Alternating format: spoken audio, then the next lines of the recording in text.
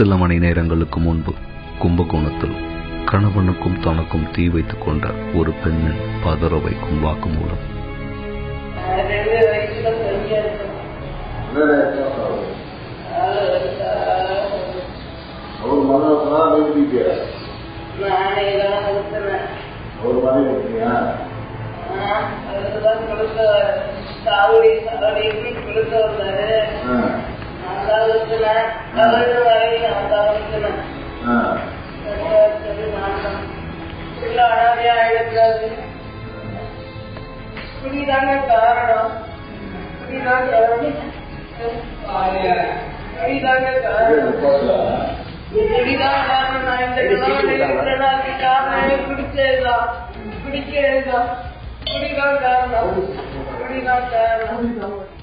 நெஞ்சை பதற வைக்கும் இந்த பெண்ணின் மரண வாக்குமூலம் குடியின் கோர முகத்தை நம் கண்முன் விரித்து செல்கிறது. கும்பகோணத்தில் சற்று முன் நடந்த சம்பவம் இது. குடிக்கும் கணவனோடு சேர்ந்து தீ வைத்து கொண்ட பெண் 90% காயங்களுடன் காவல்துறையினருக்கு வாக்குமூலம் கொடுக்கும் காட்சியை பார்த்த பிறகும் யார் மது குடிப்பார்கள்? அன்பு நேயர்களுக்கு இனிய வணக்கங்கள். இது மதுவா மதுவிலக்கம். தமிழ்நாட்டுல முதன்முறையா தமிழகத்தோட குடிப்பழக்கம் பற்றி தந்தி டிவியோட பிரம்மாண்ட கருத்து கணிப்போட அடிப்படையில நடைபெறும் அதிரடியான விவாத நிகழ்ச்சி. இன்னைக்கு நம்ம நிகழ்ச்சிக்கு நடிகர் மகிழ்சாமி மற்றும் மனநல மருத்துவர் சிறப்பு விருந்தினர்களா வந்திருக்காங்க. வணக்கம் சார். வணக்கம். வார்த்தைகள் வறண்டு போகும் உணர்வை தரும் அந்த மரண வாக்குமூலம் நமக்கு தரும் பாடம் என்ன? மதுவை, அது தரும் போதையை, அதில் சிக்குண்டு இருப்பவர்களை நாம் குற்றவாளிகளாக்கும் முயற்சியில் புரிந்து கொள்ள தவறுகிறோமா? குடிக்கிறவர்களின் மனநிலை என்ன என்பதை புரிந்து கொள்ளும் முன்னே குடிப்பவர்களின் சதவீதம் பற்றி நம் கருத்து கணிப்பு என்ன சொல்கிறதென பார்க்கலாமா? நீங்கள் மது அருந்துவீர்களா என்ற கருத்து கணிப்பு கேள்விக்கு நமக்கு கிடைத்த பதில்கள் ஆம் 38 விழுக்காடு, இல்லை 62 விழுக்காடு. ஆச்சரியமான ஊர்ஜிதப்படுத்தப்பட்ட முடிவுகள். திரு மயில்சாமியிடம் தோன்றுகிறேன்.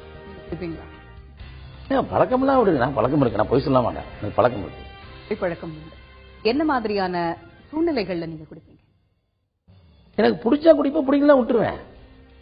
அதாவது அது எனக்கு அடிமை, நான் அதுக்கு அடிமை கிடையாது. இப்போ இந்த சீனை நீங்க பாத்தீங்க, அதுல என்ன இருக்கு? ஒரே கல்பா அடிச்ச உடனே அவர் என்ன சொல்றாரு? இதை கொஞ்சம் விஷ காலத்துக்கு ஒன்னா என்ன ஃபீலிங் பண்ண விஷமா விஷம், அதாவது குடியை விட விஷமாங்கிறதுக்கு ஒரு ரியாக்ஷன் இருக்குல்ல. அப்ப அதை வந்து குடிக்கிறவங்க எல்லாருமே விஷமா நினைச்சுக்கீங்க, ஏன் போதையா நினைச்சுக்கிறீங்க? இந்த ஒரு கேள்வியோட இந்த நிகழ்ச்சியை நம்ம ஆரம்பிக்கலாம். இப்ப நம்மளுடைய இந்த கருத்து கணிப்பை பார்க்கும்போது ஊர்ஜிதப்படுத்தப்பட்ட இந்த கருத்து கணிப்புல 38% மக்கள் வந்து வெளிப்படையா ஒத்துட்டு இருக்காங்க, ஆம் எனக்கு இந்த பழக்கம் உண்டு, மது பழக்கம் உண்டு அப்படின்னு. 62% வந்து ஒத்துக்கல. இந்த 62%ல நாங்க அவங்க கிட்ட கேட்கக்கூடிய மத்த கேள்விகள் மூலமா இதே ஊர்ஜிதப்படுத்த கருத்து கணிப்புல நாங்க புரிஞ்சுக்கிட்டது, அவங்களுக்கும் சிலர்ல இந்த பழக்கம் இருக்கு. ஆனா ஏதோ ஒரு காரணத்தினால, ஒரு சமூக கூச்சத்தினாலேயோ ஏதோ ஒரு காரணத்தினால அவங்க மறைக்கிறாங்க. சோ குடிப்பழக்கம் இருக்கிறவங்க அதை மறைக்கிறதுக்கு ஏன் மறைக்கணும்? என்ன காரணம்?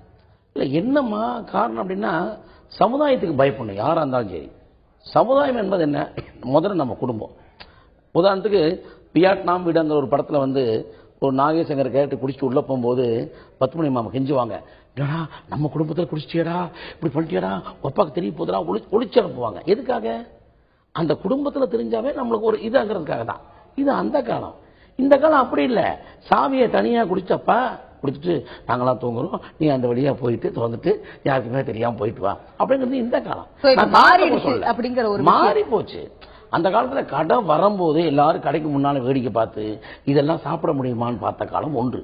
இப்ப அப்படி இல்லை, வீடு தேடி வர்றதுக்கு வாய்ப்பு உண்டு. ஃப்ரெண்ட்ஸ் போர் அடிச்சாவே வாமச்சா சினிமாவுக்கு போலாங்கிறது ரேரு. அந்த மாதிரி காலம் மாறி போனதுனால சூழலும் மாறி போயிருக்குங்கிற ஒரு விஷயம் போலாங்கிறது ரேரு. ஆனா கடைக்கு போலாம், பாருக்கு போலாங்கிறது அதிகம். நிச்சயமாக. திரு அசோகன் அவர்கிட்ட, டாக்டர் அசோகன் உங்ககிட்ட கேட்கணும்னு நினைக்கிறேன். இப்ப இந்த 38% அப்படிங்கிற அந்த கருத்து கணிப்புல 38% ஒத்துக்கிட்டு இருக்காங்க வெளிப்படையா, எனக்கு இந்த பழக்கம் இருக்கு அப்படின்னு ஒத்துக்கிட்டு இருக்காங்க. அப்ப என்ன ஒரு உந்து சக்தி இவர்களுடைய பின்னால் இருக்கிறது? என்ன மோட்டிவேஷன், என்ன ஒரு விஷயம் உங்களை மோட்டிவேட் பண்ணது குடிப்பழக்கத்துக்கு?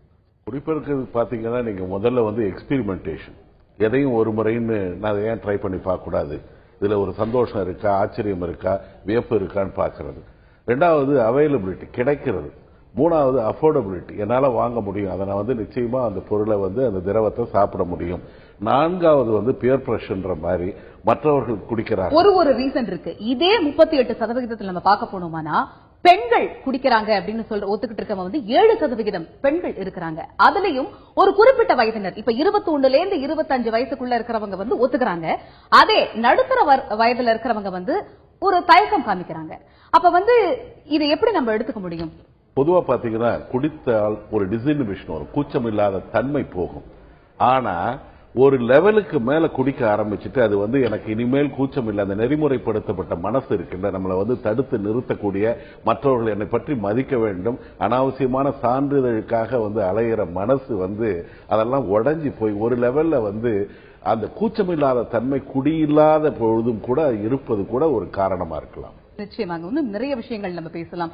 நேயர்களே, நிறைய விஷயங்கள் இருக்கிறது மது குறித்தும், மது பழக்கம் உடையவர்கள் அவர்களுடைய பழக்கத்திற்கு காரணம் என்று சொல்வது குறித்தும் நிறைய விஷயங்கள் இருக்கிறது. ஒரு சிறிய இடைவேளைக்கு பிறகு நாம் நிறைய விஷயத்தை தொடர்ந்து பேசலாம்.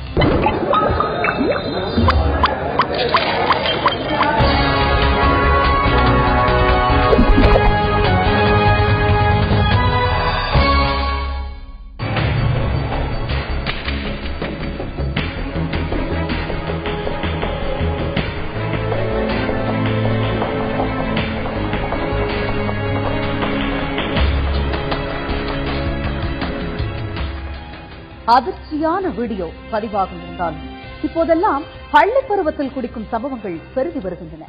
குடி கலாச்சாரம் இத்தனை எளிதானதாக நம்ம தமிழ் சமூகத்துல வேரூன்றி இருக்கா? குடிப்பழக்கம் இருக்கிறவங்க முதல்ல எப்ப குடிக்க ஆரம்பித்திருக்கிறார்கள்? நம்ம கருத்து கணிப்பு முடிவுகளை பார்க்கலாமா? எப்போது முதன்முறையாக குடித்தீர்கள் என்ற கருத்து கணிப்பு கேள்விக்கு நமக்கு கிடைத்த பதில்கள்: பள்ளி பருவத்தில் 16 விழுக்காடு, கல்லூரி காலம் 23 விழுக்காடு, வேலை கிடைத்த பிறகு 48 விழுக்காடு, திருமணத்துக்கு பிறகு என்ற பதில் 13 விழுக்காடு. டாக்டர் அசோகன், உங்ககிட்ட கேட்க விரும்புறேன். பள்ளி பருவத்துல 16% விழுக்காடு மக்கள் சொல்லிருக்காங்க. பள்ளி பருவத்திலேயே நான் ஆரம்பிச்சிட்டேன் அப்படின்னு.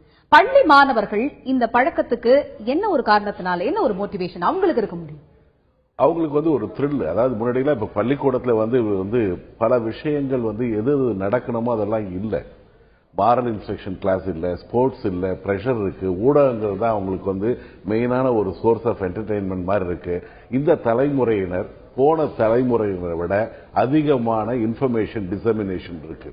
அவங்களுக்கு நாங்களும் வயதானவர்களுக்கு சற்றும் தலைத்தவர்கள் இல்லைன்ற நிலைமையில ஆரம்பிக்கிறாங்க. ஒரு திருளு தான். இதை நெறிமுறைப்படுத்தக்கூடிய திசை காட்டிகள் வெறும் பள்ளிக்கூடம் இல்ல, எல்லாருக்குமே அந்த பொறுப்பு. அப்ப பள்ளிகளுக்கு ஒரு த்ரில் அப்படின்னு சொல்லும்போது நம்ம சொல்றோம், ஒரு கல்லூரி அப்படிங்கும் போது பல கனவுகளோட ஸ்டூடெண்ட்ஸ் கல்லூரிக்கு போவாங்க. ஒரு வாலிப பருவம் அப்படின்னு நம்ம சொல்ல முடியும். அப்படி இருக்கும்போது அதுல 23% பேர் சொல்லிருக்காங்க காலேஜ்ல இருந்து ஆரம்பிச்சேன். இப்படி இருக்கும்போது அந்த மாணவர்கள் மேல அவங்களுடைய குடும்பத்தினர் வச்சிருக்கக்கூடிய நம்பிக்கை, கனவு எப்படி சிதலமடையும்? கண்டிப்பா வேதனையா தான் இருக்கும். ஏன்னா இதுல பாத்தீங்கன்னா பல காரணங்களுக்காக குடிக்க ஆரம்பிக்கிறார்கள். சந்தோஷத்துக்காக குடிக்கிற, ஊடகத்தை பார்த்து குடிக்கிற. பொதுவா ஊடகத்துடைய போக்கு கூட மாறி இருக்கு. முன்னாடிலாம் பாத்தீங்கன்னா ஒரு ஊடகத்துல ஏதாவது ஒரு தோல்வி, ஒரு வேதனையான ஒரு விஷயம், அந்த விளிம்புல போய் குடிப்பாங்க. அதை நான் நியாயப்படுத்தல. ஆனா இப்போ ஒரு சந்தோஷத்துக்காக குடிக்கிறாங்கன்ற மாதிரி காமிக்கும் பொழுது, ஒரு வெற்றியை கொண்டாடுவதற்காக குடிப்பதாக காண்பிக்கும் பொழுது, அது கொஞ்சம் இம்பைபிங் பிஹேவியர். அதை பார்த்து காப்பி அடிக்கும் மனப்பான்மை. அது ஊடகங்கள் வாழ்க்கையை காப்பி அடிக்குது, வாழ்க்கை சமூகத்தை ஊடகம் நிஜ வாழ்க்கையோட ஒரு பிரதிபலிப்பு. நான் ஊடகம் மட்டும் சொல்ல, எல்லாருக்கும், என்னையும் சேர்த்து எல்லாருக்குமே அந்த பொறுப்பு இருக்கு. மாறி வரும் கலாச்சாரத்துல இது ஒரு சைடு எஃபெக்ட் அல்லது மெயின் எஃபெக்டா மாறுறதுக்கு முன்னாடி நமக்கு எல்லாருக்குமே, பார்ப்பவர்கள், பேசுபவர்கள் எல்லாருக்குமே பொறுப்பு இருக்கு. திரு மயில்சாமி, உங்ககிட்ட கேட்கிறேன். சினிமா அப்படிங்கிறது ஒரு தொழில், கனவு தொழிற்சாலை அப்படின்னு எல்லாராலுமே பார்க்கப்படுற இதுல கூட மது பழக்கத்தால எவ்வளவோ ஒரு நல்ல கலைஞர்கள் இந்த மது பழக்கத்தினால அவங்களுடைய வாழ்வாதாரம், வாழ்க்கை பாதமாறி போயிருக்கிறத நம்ம பார்த்திருப்போம். ஒரு மது பழக்கம் இந்த மாதிரியான ஒரு கலைத்துறையினருக்கு இருக்கிறதுனால அவங்களுடைய வாழ்வாதாரம் எவ்வளவு பாதிப்புக்கு ஆளாகுது? இல்ல, அது கலைத்துறைன்னு மட்டும் சொல்ல முடியாது. குடிக்கு அடிமையானவங்க யாரா இருந்தாலும் அந்த நிலைமைக்கு தான் வரப்போறாங்க. நான் என்ன சொல்றேன்னா, இப்போ பொங்கல்னு எடுத்தீங்கன்னா வருஷத்துக்கு ஒரு முறை தான் வரப்போகுது. அன்னைக்கு தான் பொங்கல் சிறப்பாக வைக்கிறோம், மாட்டுக்கு கொண்டாடுறோம். தீபாவளிங்கிறது வருஷத்துக்கு ஒரு முறை தான் வரப்போகிறோம். புது துணி வாங்குறோம், பட்டாசு வெடிக்கிறோம். இந்த குடிதான் தினந்தோறும் இருக்க, கொஞ்சமாக குடிக்க வேண்டியதானே. வருஷத்துக்கு ஒரு நாள் தான் அந்த கடை திறப்பாங்கப்பான்னா எல்லாரும் கூடி சேர்ந்து இன்னைக்கு ஃபுல்லாக குடிச்சு தூங்கும்டா, யாரும் கேட்க மாட்டாங்க. கொஞ்சமாக குடிச்சா சரியா? உலகம் ஃபுல்லாக கொஞ்சமாக தாங்க குடிக்கிறான். உலகம் ஃபுல்லாக காலைல வேலைக்கு போகிறான், தான் வேலையை கரெக்டாக செய்கிறான், கரெக்டாக பேசுகிறான், கரெக்டாக சம்பளம் வாங்குறான், குடும்பத்தையும் கரெக்டாக பார்த்துக்கிறான். சாயந்தரம் ஒரு 10 மணிக்கு போய் பப்பில் உட்காந்துட்டான், 2 பேருக்கு 3 பேருக்கு போட்டு விடிய விடிய பேசுகிறான். யாருக்கு எந்த தோணும் வந்து தூங்குறான். நம்ம ஊரில் தான் எந்த இடத்துல குடிக்கிறானோ அங்கேயே தூங்குறான். அதுக்கு காரணம் வந்து என்ன சொல்லுவீங்க? அவரோட வீக்னஸ். அதை தான் கேட்குறேன். இந்த மதுக்கடை இத்தனாம் தேதி ஒரு நாள் மட்டும்தான் திறக்கப்படும் அப்படின்னா நானும் அவங்களோட சேர்ந்து குடிச்சிட்டு தான் படுத்துட்டு இருப்பேன். இது தினந்தோறும் இருக்குது, எங்க போனாலும் சர்வசாதாரணமா கிடைக்குது. இதே மாதிரியே இந்த நிகழ்ச்சியை பாராட்டுறதுக்கு ஒருத்தர் ஒரு நேயர் போன் பண்ணியிருந்தாரு. அப்ப அவர் சொல்லியிருந்தாரு வந்து என்ன ரீசனுக்காக நம்ம குடிக்கிறோங்கிறதையும் நம்ம கேட்கணும். 2 மனைவிகள் இருக்கிறவங்க தான் அதிகமா குடிக்கிறாங்க அப்படிங்கிற ஒரு விஷயமும் வந்தது. நம்மளுடைய இந்த புள்ளி விவரத்தை பார்க்கும்போது போஸ்ட் மேரேஜ், அதாவது கல்யாணத்துக்கு அப்புறம் குடிப்பவர்களுடைய எண்ணிக்கை வந்து 13% அப்படின்னு இருக்கு. இப்ப இருக்கிற காலகட்டத்தில் இந்த மேரேஜ் சிஸ்டமே உடையறது அப்படின்னு பார்க்கும்போது இந்த 13% ஒரு ஆறுதல் அளிக்கக்கூடிய ஒரு விஷயமா நீங்க பாக்குறீங்களா? அதாவது திருமணத்திற்கு பின்பு திருமணத்திற்கு முன்பு அப்படிலாம் இல்லை. குடிப்பழக்கம்ன்றது நாங்க முன்னாடிலாம் பாத்தீங்கன்னா ஒரு சமுதாய நோயின்னு சொல்லியிருந்தோம், குடும்ப நோயின்னு சொல்லியிருந்தோம். ஆனா இப்போ வந்து ஒரு மெடிக்கல் டிசார்டர்னு சொல்றோம். எல்லாரும் குடிக்கிறாங்க, கேஷுவலா குடிக்கிறாங்க. சில பேரிடம் மட்டும் வந்து பழக்கம் தொற்றிக் கொள்ளுகிறதுன்னு பாத்தீங்கன்னா ஒரு மாலிகுலர் ரிசெப்டர் அஃபினிட்டி, அந்த ரசாயனம் இருக்குல்ல, அந்த ட்ரிங்க்ஸ்ல இருக்கிற ரசாயன மூலக்கூறுகளும் நரம்பு திசுக்கள் இருக்கிற மூலக்கூறுகளுக்கும் அஃபினிட்டி இருக்கு. அதனால சில பேர் வந்து ப்ராப்ளமேட்டிக் ட்ரிங்கர்ஸ் ஆகிறோம். நம்ம குடிப்பழக்கம்ன்றது இந்த டிபெண்டன்ஸ் இருக்கிறவங்க, அப்பா குடிக்கிறதா ஜெனட்டிக் ரீசனா இருக்கு. ஒரு குறிப்பிட்ட காரணம் மட்டும் சொல்ல முடியாது, அந்த மனிதனிட்ட காரணம் இருக்கலாம், குடும்பத்தில் இருக்கிற தவறான வந்து திசை காட்டிகள் எப்ப வேணாலும் பற்றலாம். யாருக்கு வயதான காலத்துல கூட முதல் தடவையை பத்தலாம், அது கொழுந்து விட்டு எரியலாம். சின்ன வயசுல பற்றக்கூடிய தீ வந்து கொஞ்சம் பயங்கரமா இருக்கும். அது பெண்களிடையே பற்றக்கூடிய தீ வந்து அந்த சோசியல் டிரான்சிஷன்ல இருந்து கேஷுவல் ட்ரிங்கிங்ல இருந்து டிபெண்டன்ஸ் சீக்கிரமாயிடுது. சம்பவமா இருக்க வேண்டிய விஷயம் சரித்திரமா மாறிடுது. நிறைய விஷயங்களை பார்த்து வருகிறோம் நேயர்களே. குடிப்பழக்கம் இருப்பவர்கள் எத்தனை காலமாக இந்த பழக்கத்திற்கு ஆட்பட்டு வருகிறார்கள் என்பதை பார்த்தோம். இனி எப்பொழுதெல்லாம் அவர்கள் குடிக்கிறார்கள் என்பதை புள்ளி விவரங்களுடன், உருவம் உயர்த்தும் புள்ளி விவரங்களுடன் ஒரு சிறிய இடைவேளைக்கு பிறகு பார்க்கலாம்.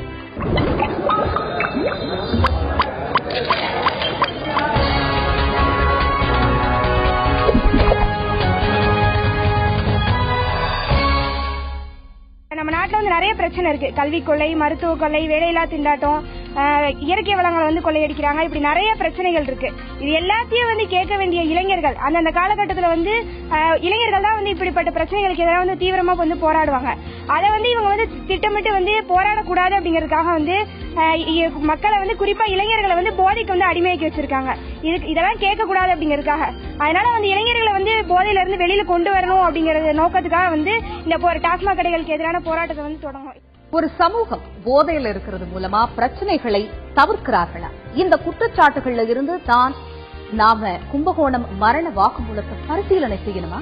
நாம சற்று நேரம் முன்னால கும்பகோணத்துல இருந்து கேட்ட மரண வாக்குமூலம் கொடுத்த பெண் 5 நிமிடங்களுக்கு முன்பு இறந்து விட்டதாக செய்தி கிடைத்திருக்கிறது. இந்த நிகழ்ச்சியை அந்த பெண்ணுக்கு இந்த நிமிடம் சமர்ப்பிக்கிறோம். தொடர்ந்து பேசலாம். முதல் தடவை ஒரு தடவை குடிக்க ஆரம்பிக்கிற பழக்கம் எப்படி பரவலாகுது? எப்பப்பெல்லாம் குடிக்க ஆரம்பிக்கிறாங்க? நம்ம கருத்து கணிப்பு என்ன சொல்லுது பார்க்கலாம். எப்போதெல்லாம் குடிப்பீர்கள் என்ற கருத்து கணிப்பு கேள்விக்கு நமக்கு கிடைத்த பதில்கள்: மாதத்திற்கு ஒருமுறை 15 விழுக்காடு, எப்போதாவது 17 விழுக்காடு, வாரத்திற்கு ஒருமுறை 28 விழுக்காடு, வாரத்திற்கு 2 முறை 24 விழுக்காடு, தினமும் என்ற பதில் 16 விழுக்காடு. இது குறித்து அசோகன் உங்ககிட்ட கேட்க விரும்புறேன். 16% மக்கள் சொல்லிருக்காங்க தினமும் எனக்கு இந்த பழக்கம் இருக்கணும் அப்படின்னு சொல்லிட்டு. தினமும் ஒரு பழக்கம், இந்த மாதிரி மது பழக்கம் உங்களுடைய டெய்லி ருட்டீன்ல பண்ற வேலையில இதுவும் ஒரு வேலை அப்படின்னு இருக்கும்போது மன ரீதியாகவும் உடல் ரீதியாகவும் சமூக ரீதியாகவும் என்னென்ன பாதிப்புகள் உங்களுக்கு? பொதுவா பாத்தீங்கன்னா நீங்க தொடர்ந்து ஒவ்வொரு பொருளுக்கும் ஒரு போதைத்தன்மை இருக்கு. ஒரு சிகரெட்டுக்கு 1 மாசம் ஆகும் அடிமையாவதற்கு. ஒரு பழக்கம் வந்து குடிப்பழக்கம் வந்து 2 வாரத்துக்குள்ள அடிமையாகிடலாம். மறுபடியும் அதை குடிச்சிட்டு நிறுத்தும் பொழுது எனக்கு உடல் ரீதியாக மன ரீதியாக பாதிப்பு ஏற்படும் பொழுது அதை மறுபடியும் சாப்பிட்டாதான் என்னால நார்மலா இயங்க முடியும்ன்ற நிலைமை இருக்குல்ல, அதுதான் டிபெண்டன்ஸ். இப்ப டிபெண்டன்சி பத்தி சொல்றீங்க இல்லையா? இப்ப ட்ரை டேஸ் அப்படின்னு பார்க்கக்கூடிய மதுக்கடைகள் ஒர்க்கிங் அவர்ஸ் அங்க இல்லாத நேரத்துல இவர்களுடைய மனநிலை எப்படி இருக்கும்? பொண்ணு வைக்கிற இடத்துல பூவை வைக்கிறாங்க, வேற மாத்திரைகளை சாப்பிடுறாங்க, புகைப்பழக்கம் இருக்கு, அல்லது வேறுபட்ட கஞ்சா போன்ற விஷயங்களை பார்க்கறாங்க, அல்லது தூக்க மாத்திரைகள் அல்லது துக்கம் தணிக்கும் மாத்திரைகளை தேடி செல்லுகிறார்கள். முடியாத நிலைமையில மருத்துவர்களாக எங்ககிட்ட வராங்க. அந்த பிரீஃப் ப்ராப்ளமேட்டிக் பீரியட்ல வந்துட்டு மறுபடியும் ஒரு நாளைக்கு இல்ல 2 நாளைக்கு சரியாயிட்டு மறுபடியும் பழையபடி அதே நிலைமைக்கு வந்துடுறாங்க. திரு மயில்சாமி கிட்ட கேட்க விரும்புறேன். இதுல நம்ம பார்க்கும்போது எப்பயாவது குடிக்கிறேன், அகேஷனலா குடிக்கிறேன் அப்படின்னு சொல்றவங்களுடைய எண்ணிக்கை 17% இருக்கு. இந்த மாதிரி எப்பயாவது குடிக்கிறேன் அப்படின்னு சொல்றவங்களை கூட என்னைக்காவது ஒரு நாள் குடிச்சிட்டு வர மகன், என்னைக்காவது ஒரு நாள் குடிச்சிட்டு வர சகோதரன், என்னைக்காவது ஒரு நாள் குடிச்சிட்டு வர கணவனை அவங்க குடும்பம் எப்படி நடத்துறாங்க? அந்த மாதிரி தான் நல்லா இருக்கும், ஒன்றும் பிரச்சனை இல்லை. ஆனால் அந்த மாதிரி இருக்கிறவங்கள என்னைக்கா ஒரு நாள் தான் குடிக்கிறாங்கிறதுக்காக புல் போதையில் கீழே வர அளவுக்கு குடிக்கக்கூடாது. என்னுடைய பாலிசி என்னன்னா, ஒரு புல்லுக்கு இத்தனை பெக்குன்னு இருக்கு, ஒரு கோட்டருக்கு 3 பெக்குன்னா புல்லுக்கு 12 பெக்கு. இந்த 12 பெக்கில் ஒரு சராசரி மனுஷன் ஒரு உடம்புக்கு ஒன்று எப்படி டாக்டர் செக் பண்ணி இந்த உடம்புக்கு இந்த மாத்திரை கொடுக்குறாங்களோ அந்த மாதிரி ஒவ்வொரு உடம்புக்கு 2 பெக்கு தாங்குற உடம்பு இருக்கு. உங்களுடைய கருத்துப்படி அளவோட குடிச்சா முதல்ல அவன் குடிச்சுக்கணும். என்னன்னா முதல்ல ஒரு புல்லை வாங்கி குடிச்சு பார்க்கணும். 4வது பெக்கிற கீழே விழுந்துட்டான்னா ஆஹா 4 பெக்கில் நம்ம கீழே விழுறோமா, அடுத்த முறை 2 தான் குடிக்கணும். அவன் கத்துக்கணும், மற்றவங்க கேட்டுக்க வேண்டாம். தானா குடிக்கிற கத்தவனுக்கு சொல்றாங்க சார். மாணவர்கள் கல்லூரியில இருக்கக்கூடிய மாணவர்கள் 18 இருந்து 24 வயசுக்குள்ள இருக்கக்கூடிய மாணவர்கள் ஒரு மாசத்துல 60% பேர் குடிக்கிறான் அப்படின்னு சொல்றாங்களே சார். அது தவறுதான் மேடம், நான் நியாயப்படுத்தல. அது தவறு. அவங்களும் நீங்க சொல்ற மாதிரி ஒரு எக்ஸ்பெரிமெண்டேஷனோ ஒரு த்ரில்லாவோ தானே அவங்களும் ஆரம்பிச்சாங்க. அப்ப இது ஒரு தப்பான வழிகாட்டுதல் அப்படி கிடையாது. அதாவது நம்மளுக்கு நேரம் சரியில்லைன்னா நம்மளே கிணத்தை பார்த்து கிணறுன்னு கீழே விழுவோம். அது ஒரு நேரம். எவனோ கூப்பிடுறாங்கிறதுக்காக போக முடியுமா? வாடா பேங்க்ல கொள்ளையடிக்கலாம் 4 பேர் கூட்டா போயிடுவீங்களா? அது ஒரு வயசு சார். மேடம் நானும் அந்த வயசு கடந்து தான் வந்திருக்கிறேன். என்னுடைய அனுபவத்தை எனக்கு 51 வயசு, நான் 41 வருஷமா குடிக்கிறேன். புரிஞ்சா? எனக்கு கண்ட்ரோல் இருக்கு. எனக்கு வேணும்னா வேணாம், வேணாம்னா வேணாம். அப்போ என்னுடைய அம்மா அப்பா கூட வாழ்ந்ததை விட என் கூட பிராந்தி தான் அதிகமா வாழ்ந்திருக்கு. அதுக்காக நான் பிராந்தி கடையில குடியிருக்கிறேன். உங்களுடைய உறுதியா இருந்திருக்கலாம். ஏன் மத்தவங்க இல்லைன்னு தான் கேட்கிறேன். பாண்டிச்சேரியில 364 கடைகள் மொத்தம், பாண்டிச்சேரி காரைக்கால் மாகி எல்லாம் சேர்ந்து 364 கடையில 64 கடை ஓனர் தான் குடிக்கிறான். 300 கடைக்காரன் குடிக்காம இருக்கிறான். ஏன்னா அவனுக்கு தெரியும் நான் குடிச்சா இந்த பிசினஸ் பாதிக்கும் அப்படின்னு. ஏன் கடை விற்கிறவனே குடிக்காம இருக்கும் போது எதுக்கு நீ குடிக்கிற? நான் கேட்கிறேன். இப்ப நான் இவ்வளவு பேசுறேன்ல, நான் எப்படின்னா ஒரு மாசத்துல 10 நாள் குடிப்பேன். ஒருத்தங்களுக்கு ஒரு மன உறுதி இருந்ததுன்னா இல்ல, எல்லாத்துக்கும் வேணும். எல்லா குடும்பத்துல தாயை காப்பாற்றணும், தகப்பனை காப்பாற்றணும், மனைவியை காப்பாற்றணும், மக்களை காப்பாற்றணும், மகனை காப்பாற்றணும் வேணும். ஒருத்தர் மட்டும் இல்ல, என்ன மாதிரியே எல்லாருக்கும் நான் ஆசைப்படுறேன். நான் குடிக்காத நியாயப்படுத்தலையே. எனக்கு வேணும்னா வேணானே வேணாம். எதுவுமே அளவோட இருக்கணும் அப்படிங்கறத நீங்க சொல்றதா நான் புரிஞ்சுக்கிறேன். நிச்சயமாக கிறிஸ்துமஸ் இரவு இது. நகரெங்கும் வண்ண விளக்குகளாலும் ஒளி நட்சத்திரங்களாலும் பளிச்சிட்டு இருக்கும் வேளை. மதுப்பழக்கம் பற்றிய அற்புதமான கருத்துக்களை பகிர்ந்திட்ட சிறப்பு விருந்தினர்களுக்கு மனமார்ந்த நன்றிகள். விடைபெறும் முன் கும்பகோணத்து பெண்ணின் 4 மற்றும் 2 வயது குழந்தைகளுக்காக பிரார்த்திப்போம். சில மணி நேரங்களுக்கு முன்பு கும்பகோணத்தில் கணவனுக்கும் தனக்கும் தீ வைத்துக் கொண்ட ஒரு பெண்ணின் பதற வைக்கும் வாக்குமூலம்.